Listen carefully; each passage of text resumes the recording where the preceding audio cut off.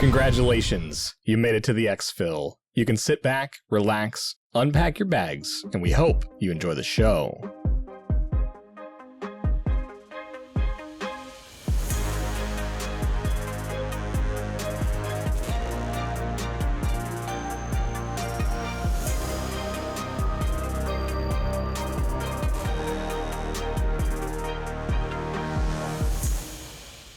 Hey there, Mike, aka MTBTrigger here, and with me as always is my co-host Ronal, aka Eric. If you are brand new, welcome. This is an Escape from Tarkov podcast where we talk about all things ZFT, and our goal is to get better at the game, and we hope you come along with us for that journey. As always, and just a note, we are 100% listener supported, so I wanted to send a special thank you to all of you who are supporting us over on Patreon, which is where that occurs. This week, well, before we get into this week's episode, you're probably thinking, it's been a while, and you're right. We took a break from recording and took some time to get back into the game pretty deep and enjoy the holidays with our family and all that time. And now we're pretty excited to share our perspective on where the game is at, get into some fun raid stories, and of course, talk systems and what could possibly be in the future. But before we get into all that, let's dive into tonight's show. Trigger, how's the wipe gone for you so far? Oh man,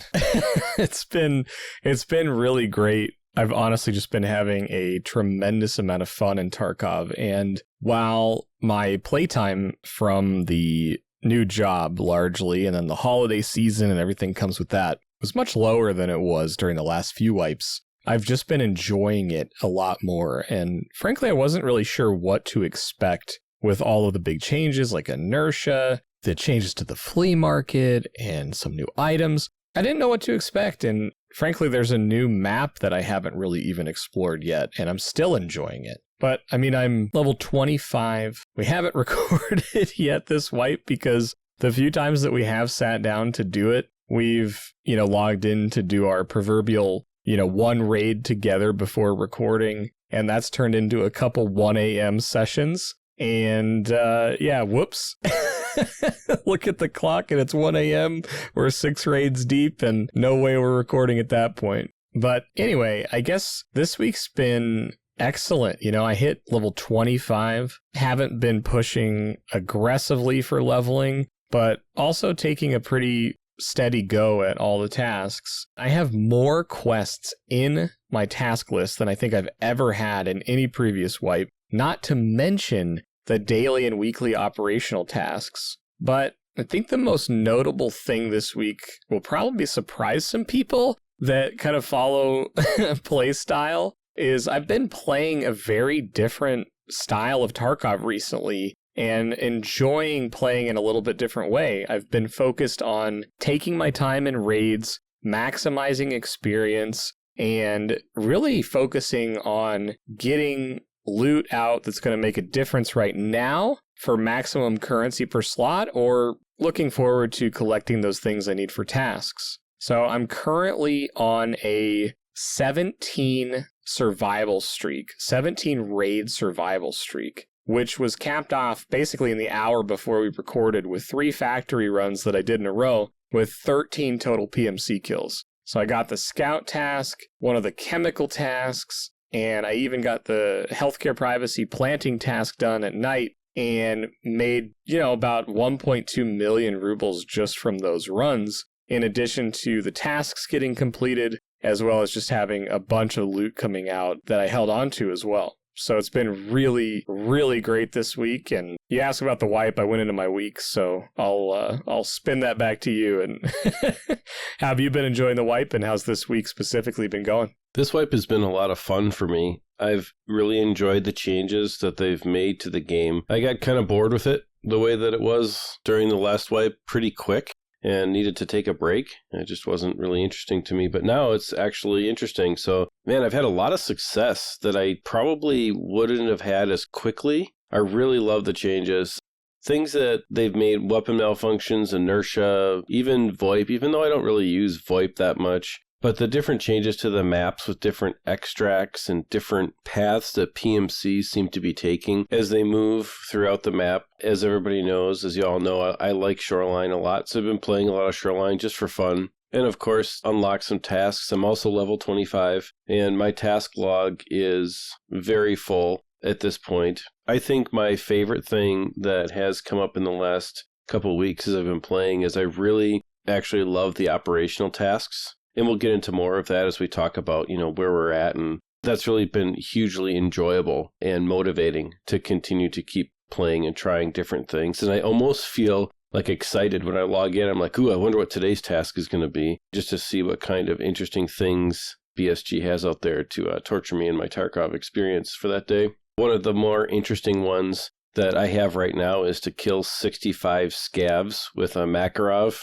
9x18 pistol, which sounds like a completely terrible thing, but the reward at the end of it is somewhere in the neighborhood of like 65,000 XP or something really crazy, and an entire hideout management level and a bunch of money. And I was thinking to myself, how could I possibly do that this week? And so I've started working on that by going into factory with a pistol and killing scavs. And it's been, die a lot, but it's been quick to just get some quick scav kills and not really even care if I live, because it's about really killing scavs as much as I can until I run out of ammo with that gun specifically. I think that in general, the way that I play Tarkov has changed.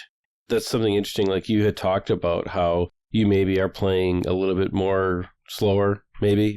I would say I'm quite the opposite. I'm playing a little bit more aggressively than I have in the past. And that has led to some more interesting situations where I've pushed my Tarkov knowledge and Tarkov gaming experience kind of to its limit and kind of grown quite a bit, especially in close quarters PvP situations. There's certain things I just wasn't really good at before that I decided I was going to try to be better at. There are changes in this wipe that have really helped me, and I think helped a lot of people equalize out that experience, like not having so many of the high-end armors and high-end guns and high-end ammo be just available on the flea market has kept everyone using level 4 type stuff and medium range guns and medium range ammo, and makes for a more, equal experience. Inertia is also something super interesting to me. Is I've noticed I've found myself using inertia kind of to my advantage and not worrying about peeking through doorways or anything like that, but understanding how, like when I jump and I'm heavy, what happens, those kinds of things. And I don't really mind inertia that much. So look forward in the next couple episodes talking about different things around that and kind of circle this back around to where I'm at this week and how I'm doing in the game. And I've spent a lot of time on Shoreline really just doing the tasks that come up, the different tasks for Peacemaker that come up for stow things and grab the SSD drives and the spa tour and all that stuff, healthcare privacy for therapists. But I've just really tried to figure out how people are playing Shoreline the new way, because now with the Path to Lighthouse extract, it really has changed the way that PMCs exit Shoreline. And with the removal of Rock Passage, I think it was called, right behind Resort, PMCs are forced to engage in the map more. I mean, you can run up there and into Resort, get your stuff, and then you got to get out. But then you have to go over a much larger section of the map. And so I've had a really good time picking off PMCs as they're making it to the new Path to Lighthouse extract and kind of understanding, what the new meta is for how to get out of Shoreline. So that's been really enjoyable. Overall, I'm having fun. I'm having a lot of fun in this wipe that I didn't really have last wipe.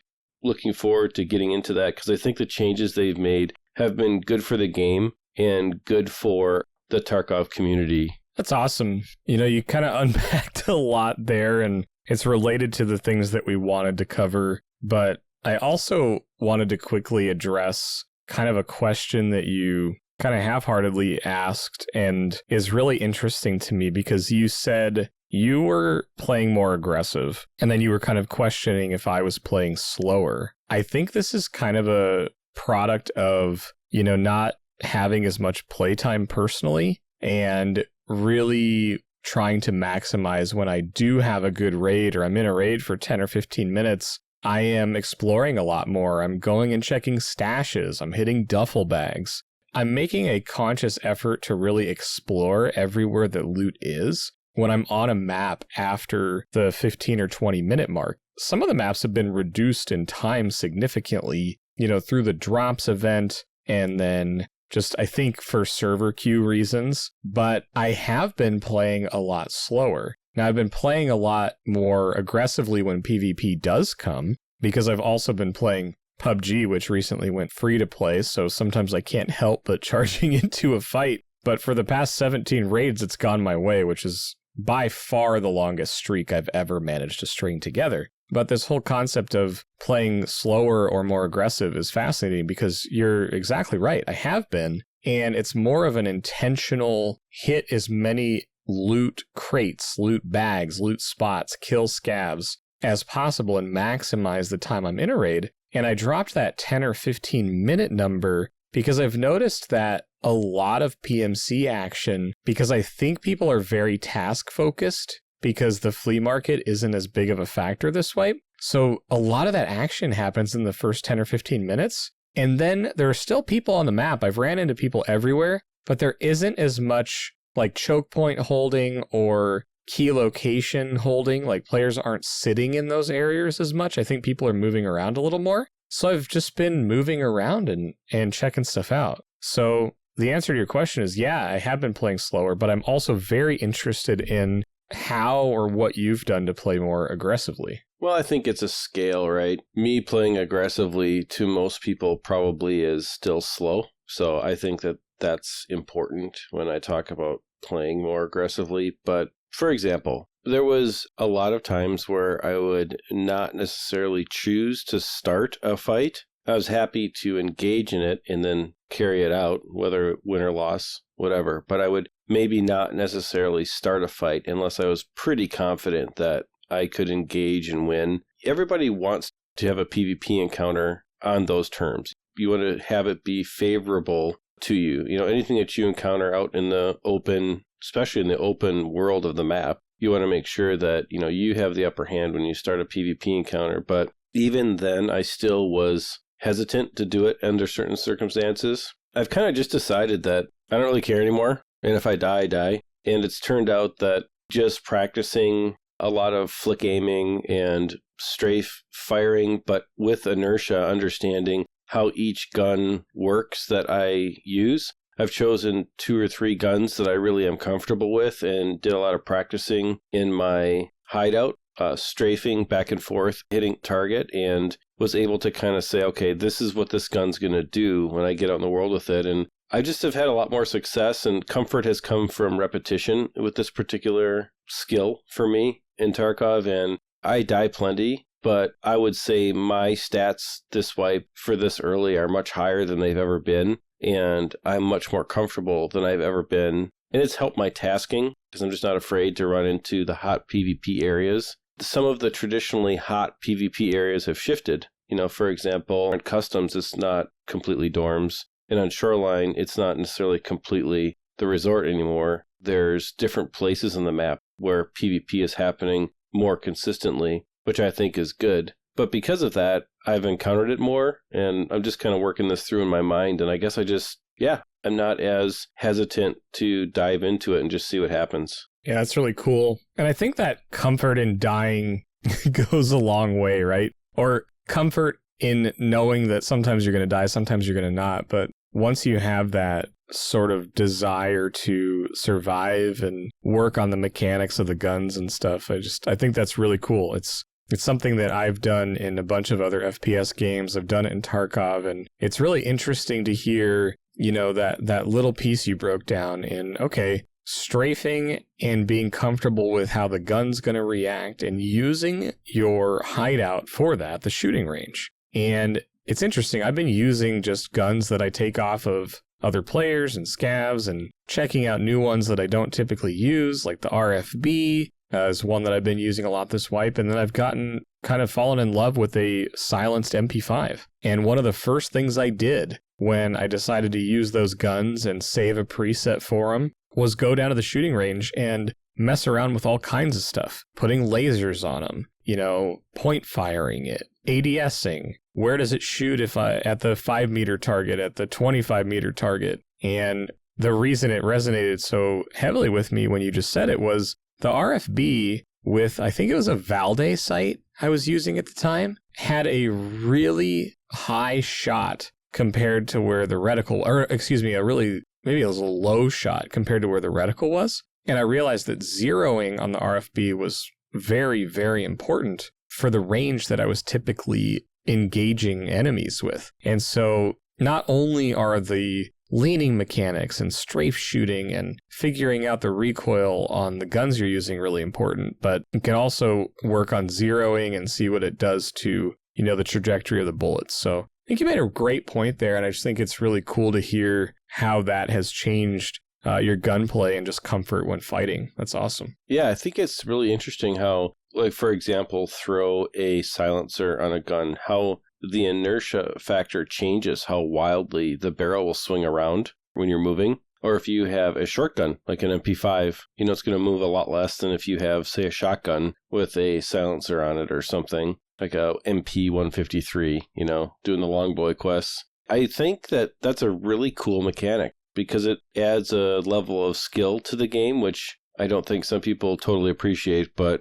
I think it makes it more interesting to me because it's not just about one style of strafe back and forth, move back and forth quickly, and your gun just is there. It's a laser wherever you need it. You actually have to think about the moves that you make and when you're going to fire. And, one of the things that I'm struggling with right now but want to get better at is hip firing. And I know that's something that you're pretty good at. And I know that's something that you've worked on in this wipe. And maybe you can talk about that for a little bit because that's something that I'm working on right now. I'm not great at it, but I'm definitely working on it. Yeah, it's one of the things that I always have a challenge with when I come back to Tarkov after, I get through everything I wanted to do that wipe, and then I come back, and basically every other FPS that I play relies on ADSing or aiming down sights. And in Tarkov, your point fire or hip fire, as some people call it, basically not right-clicking as default and looking down through your scope or through your iron sights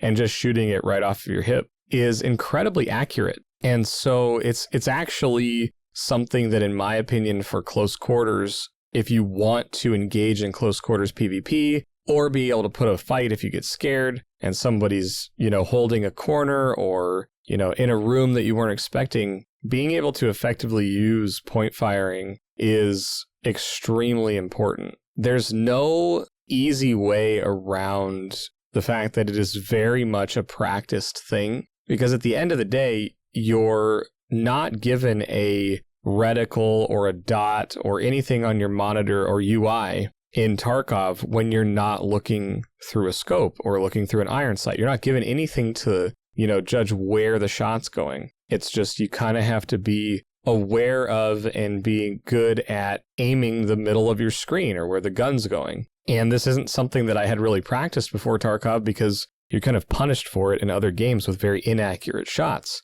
And in Tarkov, they're not as accurate as ADSing, but they are incredibly accurate still. I would say that the best way that I've found to learn how to do it is to use the laser sights. You can get really cheap laser sights in Tarkov. Like my go-to is always the TBL, the tactical blue laser from Skier, I think it is. And it's available, I think, from level 1. And that's going to give you a really good indicator of where you're aiming at the time. And it's a good way to get started with it. But the thing I don't like about the laser, and ultimately end up preferring the infrared one, is it's giving a visible marker on the wall. And I always end up focusing on that laser, and I always get worried that enemies can see it. So it actually kind of stresses me out more than anything, but it's a good way to get started. But once you have a hang of the general spot where you're firing, then I would switch to the infrared attachments because they're going to give you the bonus to hip firing accuracy, but without the visible indicator on the wall in front of you or that the enemy can see. So I really don't like to give away my position, so I don't like to use the normal lasers, the red, blue, or green ones. But that's a preference thing, and I think it's a great way to get started. All I can say is try it, and I would use it on like a submachine gun, one that has like low vertical and horizontal recoil to get started. If you start using it on like an AK, any AK, even an 8R or an M4 that's not very well kitted, that recoil isn't going to help you know if you were aiming in the right spot initially. Whereas with a lower vertical and horizontal recoil gun like a MP5 or a Keter or anything like that, you're going to find that you'll see where your bullets are going a lot better because the gun's not jumping all over the place. So I guess those would be my sort of tips for looking into getting better at point firing. And I think it's a really important skill to get good at in Tarkov because, like on Factory, and I play a ton of Factory, the office area in particular, you gotta learn how to point fire there because there's so many small little angles and it's such close quarters that you don't want to be ADSing all the time because you'll miss environmental cues on where enemies are or where they're coming from. So really good point. I'm glad you keyed in on that, but practice on that one. It's definitely a skill that you want to start working on if you've never tried it and get comfortable with. It's going to save you when you're in a fight, especially close quarters. It's definitely going to be a thing that you're going to have to be comfortable with doing because sometimes you don't have a chance to ADS, and if you do ADS, you're going to be standing there too long, or you forget to move back and forth while you're firing and you try to ADS, and all that happens in a split second, and then you're dead, right? And so I've been really working on that this wipe, and to varying degrees of success, but overall really enjoying it, especially strafing back and forth while firing in close combat and remembering to do all of those things while I do it. That has been probably the number one thing that's helped me survive many, many, many more fights. You don't just sit there like a potato and get shot up, right? So it's it's great. Thanks for going into that because I think that definitely is going to help people. I know it helped me when I had some questions about it and you were talking about it, and I really appreciated the tips and tricks that you gave me when it came to close quarters, hip firing type stuff. Yeah, no problem. I was thinking back to, before we got on this tangent, you were talking about how much fun you've been having in the wipe, how the wipe feels different. Maybe I'm putting words in your mouth, but to me, I'm sensing that there's a difference or a number of differences that are affecting that. And so I'm kind of curious what you mean by that. Maybe there's some systems or things we can break down that kind of line up with that. I think the biggest thing that is making this wipe feel like more fun just comes down to the fact that, we're a month in now and the game isn't over. It hasn't been taken over by people running slicks and Altons and kitted out $1 million guns. It's just basically if you can't keep up with that, you're not going to be able to go to all the high tier loot places or go to all the hotly contested quest, completion areas, at least in the beginning of the raid. Like you're going to have to wait until all the PvP is done and then hope that you can get there and do it because there's just no way that you can survive, right? The ammo, you don't have enough gear to outgear the ammo, the guns, everything else, by those people who play a lot. And I really feel like the changes to the flea market are the most impactful choice that Battlestate made in this wipe. And I have watched a bunch of people talk about it on YouTube. I've listened to podcasts where people talked about it. I have chatted with people in the Exfil community, and I know there's all kinds of opinions on it. But in my opinion, I absolutely love it. I think that the flea market is functioning quite a bit more like it should this wipe. I don't think the flea market should be a space where, well, let me say this differently. It's not that I don't think the flea market should be a space where you can buy high-end items. I'm just not sure if in Tarkov, the way the game runs right now, if the flea market should have those items on it. There's no real way to balance out or mitigate buying and selling of super high tier level 5, level 6 stuff with somebody who can only play once a week. And the game needs both types of players to survive. Without getting into that, that's been hashed out in many episodes. I just think that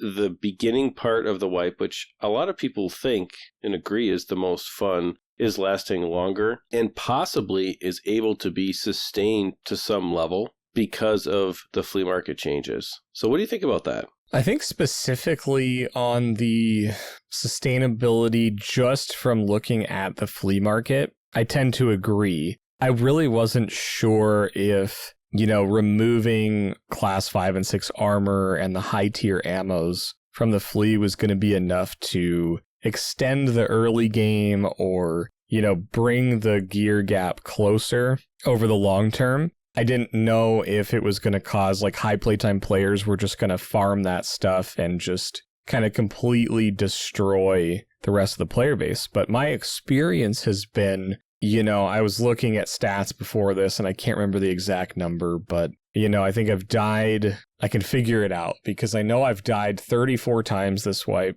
and I was approaching a 3-to-1 PMC kill death ratio, and I think I'm just under 90. So I think I've killed 88 PMCs, 87, 88, something like that. And I think 1 or 2 was wearing even a class 5 armor, and I haven't ran into a class 6 armor yet. The only class 6 armors I've encountered were the 2 that I got off Tagilla. But from a player standpoint, I've only taken class 5 off of them. So I've taken a Corund, and I think I took a Killa armor off somebody. And then from a gun perspective, I've been seeing, as days have gone by, and this week specifically, I've been seeing more modified guns, but the ammo in them has been very basic. I've been seeing these kitted AKMs from top to bottom, and then they're running PS.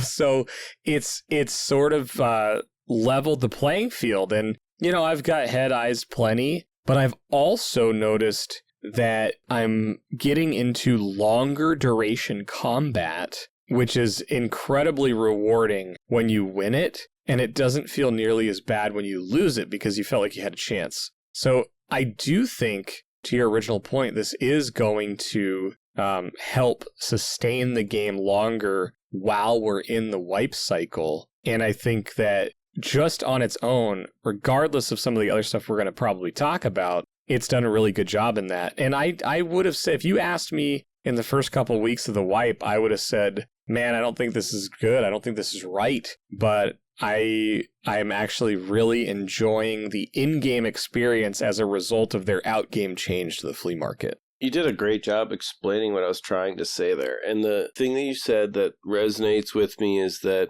the game is fun regardless of the outcome of an encounter if you feel like you have a chance. I don't think in previous wipes, after a certain point, at least I felt like I had a reasonable enough chance to invest the time that it takes to play a good, healthy Tarkov match, at least for me. My gaming time is what it is, and I don't want to play a game where I don't feel like I have a chance. And at this wipe, because of these changes, I have really felt like in every encounter I've been in, I've had a chance. And the ones that I've lost, if I'm honest with myself, after the frustration sometimes of losing subsides, I can look back and say, yep, I made a mistake there, and this is why I lost. And I think that that's super important. And that maybe is one of the reasons why it just feels better to me right now, is because I feel like I have a chance. And I just didn't want to skip over that without touching on that. That really hits with me anyways. Well, and let me throw another kind of related point here. I think what this change did was it made gearing up for raids an interesting decision. And that's leading to fun in the raids. Because previously, in the past couple wipes, there was really no interesting decision. It was, what's the best ammo I can get my hand on? What's the best armor I can get my hands on? I'm going to buy it, and I can get it at any time. And what's the quickest way I can get to M61 and M995, wearing class 6 armors all the time? And there's a lot of people that played that way. And there's a lot of people that still want to play that way, that this really hurt. So if you were someone that loved running around in Altons and Slicks and you enjoyed finding sustainable ways to do that with the flea market, this really sucks. There's no way around it. This is a huge change that flies in the face of that playstyle. But now that it is in play, and it's really ammo that I think it has the best choice in, where it's like making an interesting decision. Do I top load some really good ammo? Like if I looted 21 rounds of M61 on some random raid and I've got an RFB suppressed, kitted up with a Valde or a Voodoo or something on it, and should I take a magazine with M61 in it and then the rest M80s? Because there's also the fact you can't put a magazine in your secure container now. And so you really have to think about how you're kitting up and how you're gearing up. When you do it successfully and it works, it's really rewarding and fun. But it also, you lose a couple times and it's like, oh man, that was devastating. And you either learn something from that or, you got in a good fight and lost, and it is what it is. But I think creating real choices around ammo and armor, which when you can't just go very easily buy it, it's just created a fantastic experience at least for me. And I know for some people it broke the way they're playing, so I do understand that. But for me personally, I think it's really cool seeing players more evenly geared, at least right now, and really having to think about what ammo I'm running, what armor I'm running, what helmet I'm running from top to bottom. Yeah, I really believe that is making the gameplay even more intentional as well. It's not like Tarkov before wasn't a game where it had a penalty. Obviously, it has a penalty if you are reckless and you just run in and die all the time. It's going to be difficult to do that. You can't just do that without finding another way to sustain that. But it makes the PvP engagements much more interesting because maybe people are taking a little bit less chances. Maybe they're not. I don't know. Maybe because of the ammo that people are using. I mean, I'm seeing a lot of PS and BS maybe is the high end, but that's pretty much about it, right? I mean, not very many people are going out there with the best ammo because they have to find it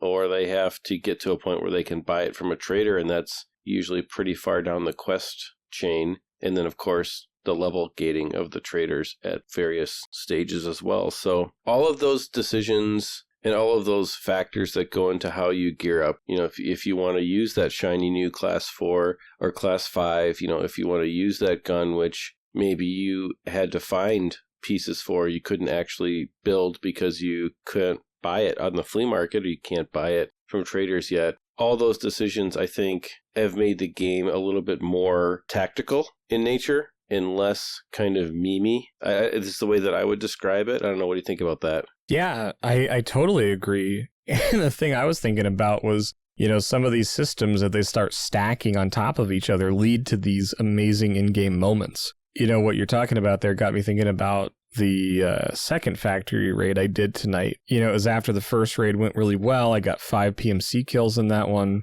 In the second one, I got my favorite spawn. It was forklift. I killed the PMC on the left. From a gear standpoint, I guess I should explain it. So I'm running, basically this all started with a 0 to hero run, which there's a picture in the Discord somewhere in the show loot, I think. I think I tagged Boo Boo on that. And I'm now running, you know, a trooper armor, a Cayman helm with a visor and the mandible guard. And then I'm running this very basic MP5 with a suppressor on it and a Klesh light and I think a TBL or one of the lasers. I actually don't think it's a TBL because I think it's a red laser. But I push out of the forklift room and the left guy's charging me. He has a shotgun. He's not wearing anything. And he hits me in the arm. It breaks. But then I take him out pretty quick, pop a Propital, go look down the forklift hall. And there's another shotgun guy there. And he pops off. Actually, you know what? I thought it was a shotgun guy. And it was actually a SKS 20 rounder. An OPSKS with an extended mag in it.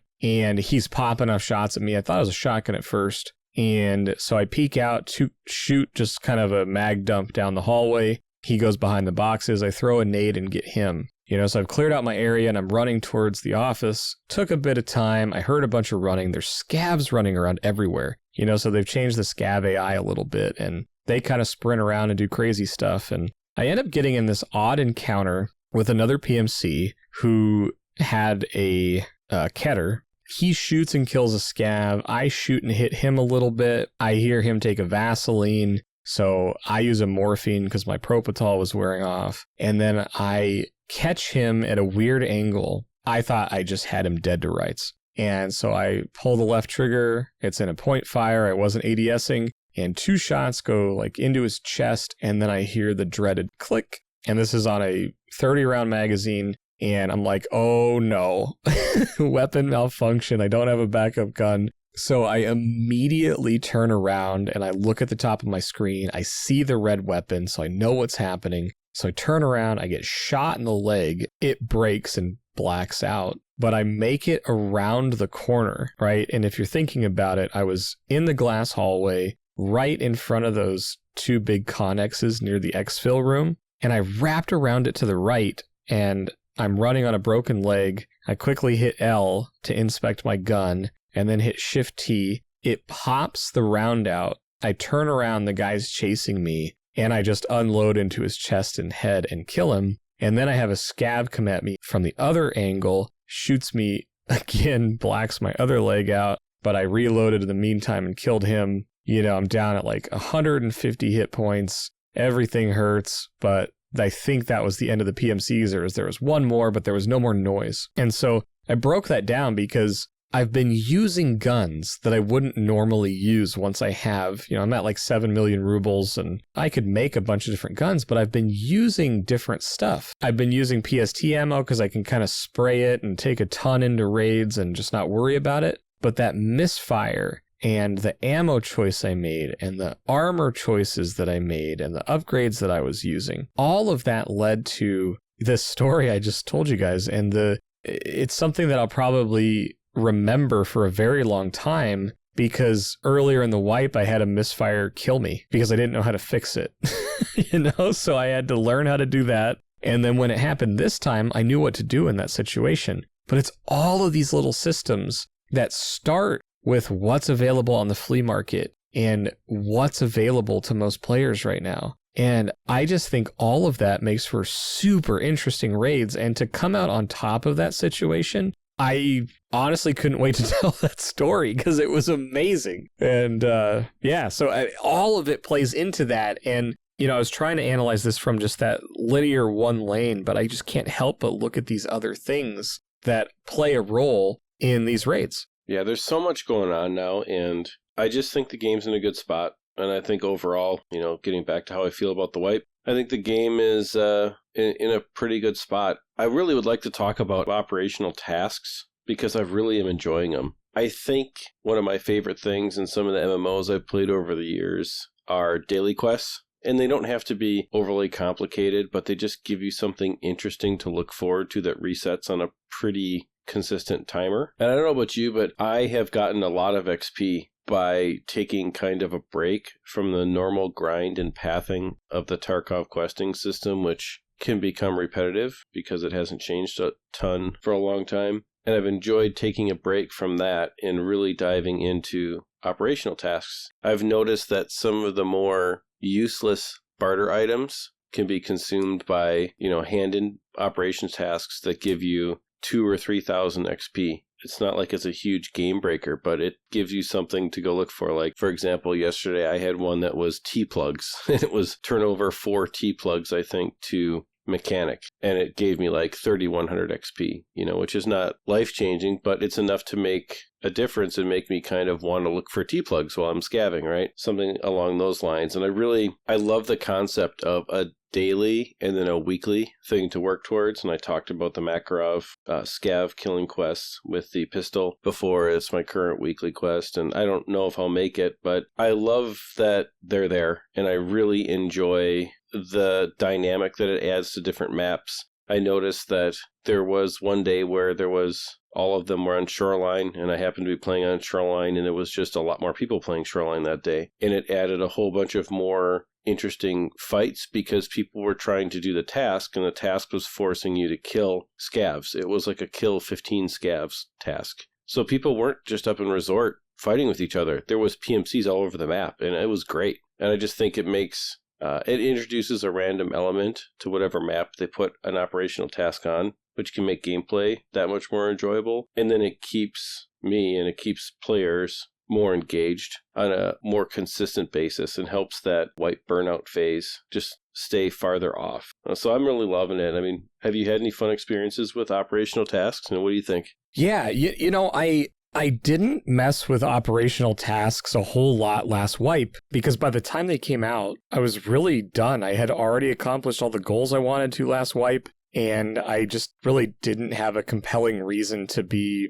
in Tarkov. I found the end of last wipe really stale, and I could attribute some of that to, starting the new job and thinking I was going to get back into gaming in a month or two, which was just not the case. And then had the holidays come up and family time and all that kind of stuff. So there's more reasons than just Tarkov why I wasn't playing at that time, but I didn't mess with the operational tasks a whole lot when they came out, and I think I was already sort of done with the wipe when they came out, so I didn't give them as much thought as I probably should have. And I say that because I have found that their inclusion and level relevant status where, you kind of get things that are sort of achievable for the level you're at. They give you meaningful experience based on your level. And they put some challenges on you that may not have been something you would have chosen to do. And it's making items meaningful. It's making holding on to items meaningful in case you get an operational task and you can just turn some stuff in. So I've been holding on to a little bit more stuff that I've seen in those tasks. But I think one of the things that they do, in addition to what you said, and I agree with everything you said, they're really cool. It's like, oh, I need to survive on woods. Hey, man, you got any tasks on woods you need to get done? I've got an operational task for it. Yeah, I do. Let's go do it. I got to get the blood off the car or whatever. It's a really cool way to get people going to maps that maybe they're done with or they just don't really want to play because they don't have a reason. But in addition to that, they put in some challenges like killing PMCs with leg or arm shots or getting 65 kills with a Makarov. People that have those tasks, 65 scavs is a lot. Killing 35 players with a leg kill is a lot. And oftentimes those are specifically on maps. Like right now, I have a reserve weekly operational task. That is to get 35 PMC kills with leg shots or arm shots, I think. And right now, that's not something that I'm really interested in. But there may be players that are progressed enough to where that's something they're very interested in. And what that does is it's going to create some people hunting around doing leg meta that would normally be shooting for heads and chest and using different kinds of gear. And so it's going to change up the encounters in the game as well, because they're affecting and giving people interesting things to do that they wouldn't have otherwise done. And it's the reason why I want achievements in this game so bad, because that system could also be used in that way. But I'm finding operational tasks are starting to scratch that itch of what I believe the achievement system could be in a game like Tarkov. So I love this change. And I don't think I gave it enough credit when it was released for how big of a deal it is when a wipe starts. This is another kind of great job to Battle State for putting something in that maybe it wasn't meant to be heavily impactful when they put it in the game, and they were looking for it to have an heavy impact this wipe, and I would argue that it has. Yeah, I think it's a great way to keep people engaged, and that's probably the number one thing they're looking for. But it also feels like it's been maybe unexpectedly interesting, and I think that that's something that is great, and how these types of changes can develop in a player-driven environment that maybe not everyone expected. And so I just think they're great. I'm enjoying it. I look forward to every day when I log in and check and see what tasks are there. And you made a great point. It's not like I do all of them, because there are some where I look at it and I'm like, yeah, I'm just not going to do that. I'm not into that right now. But there are other times where it really is impactful to my day, where it's like, wait a minute, I can only do one raid. Oh, I could really do that. I could do that operational task and I could get an extra 2,000 or 3,000 XP today because I only have an hour to play. And I think that that is really helpful to a lot of people. Yeah, great change. Looking forward to seeing how they really get through that and how they really develop that system, because I would imagine this is just the beginning of it. I totally agree. I hope it's just the beginning of it. And I hope the feedback is similar to what we've been experiencing. And I hope they seek that out, because when you're stuck and you get an operational task for your favorite map or for items that you know where to get, or you can go get on a scav, and it gives you that little bit of experience boost to get you over that next level, to unlock that next trader, to, get you off of customs or woods or whatever you're struggling with in the moment. Those tasks can have a really progression-focused impact on your game, but they can also have a fun impact by getting you to go mess around with something and not worry about stats and go take a Makarov in and charge around like a crazy person and try to get 65 scav kills. Like, that's just fun, or it can be fun, or it could be taken really seriously if someone's really focused on their survival rate. Talk about a challenge. Somebody who wants to maintain their survival rate and continue to profit and get those kills without sacrificing any of that. Talk about a challenge. Again, it's almost like an achievement, but you get that bonus of experience. And sometimes they have phenomenal rewards as far as rep with traders, or, potentially an item that you need for a task. Or one of the ones that I have right now is 2 portable cabin keys. Like, the random luck that I have to get 2 keys that I don't need. I was just laughing at that. I'm like, definitely not going to be doing 35 leg shots for 2 portable cabin keys. Not today. Uh, so yeah, I totally agree that it's great right now. It was probably great when it was implemented, but I didn't see it that way. And I hope it continues to get developed because they really created a good system there that is a great foundation. But, as far as the stuff that we'd planned to talk about, that was pretty much it. But I did have one more thing that I wanted to talk about. And I guess it's kind of a tip or kind of a thought. And I don't know if you have one too, or if you have thoughts on this one. But the last thing I really wanted to talk about was the new item, the injector case. If you're just starting out or you're brand new to the game and this wipe, you may not have seen this yet, but it is a 1-slot item that I believe you can get once you get Therapist to level 2 or 3, and there's a barter for it. But it allows you to put 16 of the stims, the little injector stimulants, in this case, and the case goes into your secured container. On the surface, it can just seem like a space saver or a really nice way to organize and things like that. But I am so happy with this item that, it may seem overpowered to some, but I just love this item. The reason is in past wipes, only used Propitals, the ETG, which is the green stimulant that gives you heavy health regeneration. And then when I got Kappa, I would typically carry a mule stimulant, which lets you,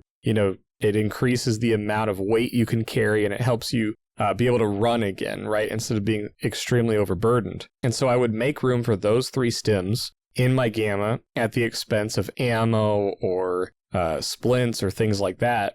Just in a basic level, the injector case is letting me use those stims at the price of only 1 slot in my secure case. But the thing that I'm really loving about it is that I can now carry a bunch of different stims that I would not have otherwise used and never really messed with except for very specific scenarios. Like the SJ6. When I was doing something in Health Resort, if I got the right spawn, I would pop an SJ6 to get the extra endurance and additional stamina recovery speed and sprint up to the resort to get in first. But I would only carry that into Shoreline. Well, now with the injector case, I can carry an L1, I can carry an SJ6, I can carry an SJ1, I can carry a couple Morphine, which I never used before because I didn't want to waste, 12 to 16K outside of my Gamma container or secure container if I was to die. I just didn't like giving up that much money to another player. But now with this injector case, not only can I loot stims when I find them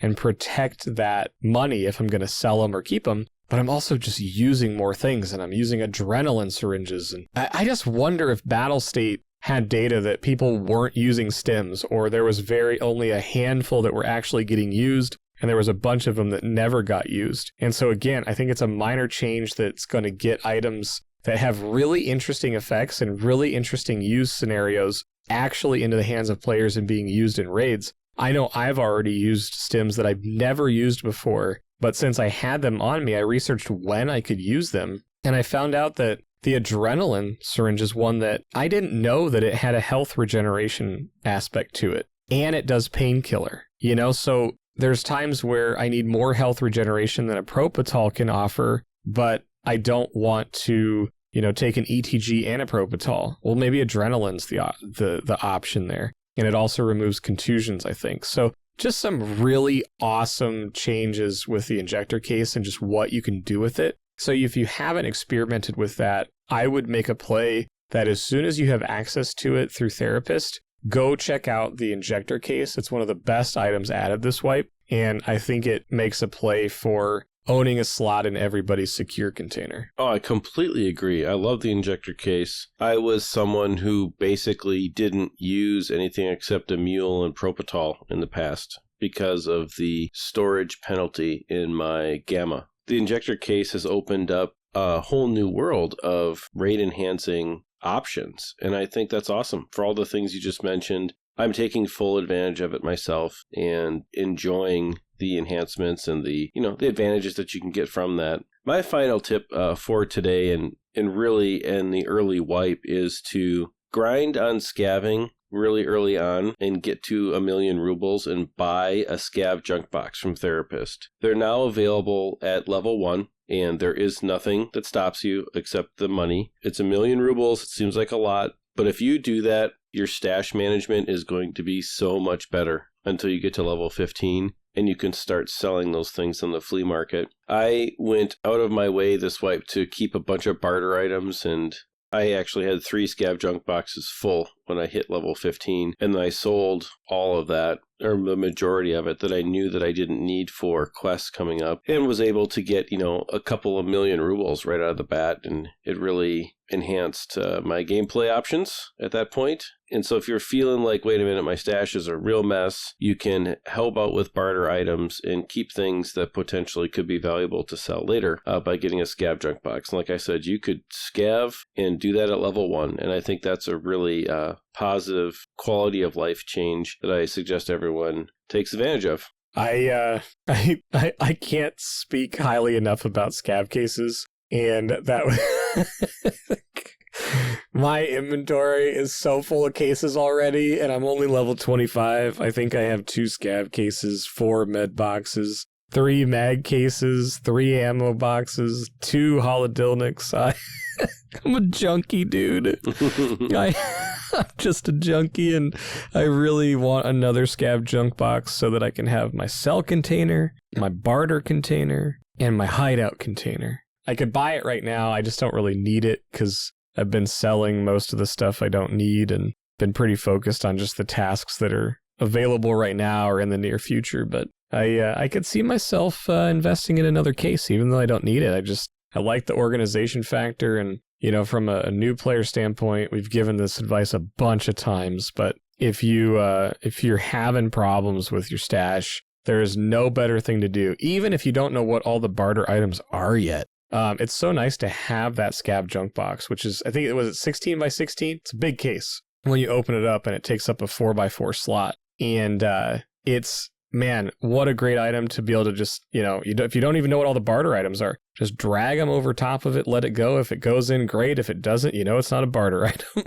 And for me, that was one of the best learning moments early on, was getting that scav junk box and just figuring out what the heck everything is. So great tip, man. I think that's an awesome way to wrap up our episode here. Yep. I love the scav junk box. Use it very robustly in Ronal's stash. So I think this is a good place to end. It's been really great to be back, and the green bar is flashing once again, which means we're moments away from disappearing. But before we do, we just want to say thank you, and the best way to get in touch with us is always in Discord. Take a few moments, send us a DM if you have any feedback for the show. There's a suggestion box channel inside the Exfil Discord where you can leave your feedback on things you like, things you don't like, things you want us to talk about, whatever you want to do. And we're also on social media. I'm on social media, Ronal Gaming everywhere, all the places you can find me there. And of course, we respond to comments on YouTube as well. Thank you to everyone who's been commenting there.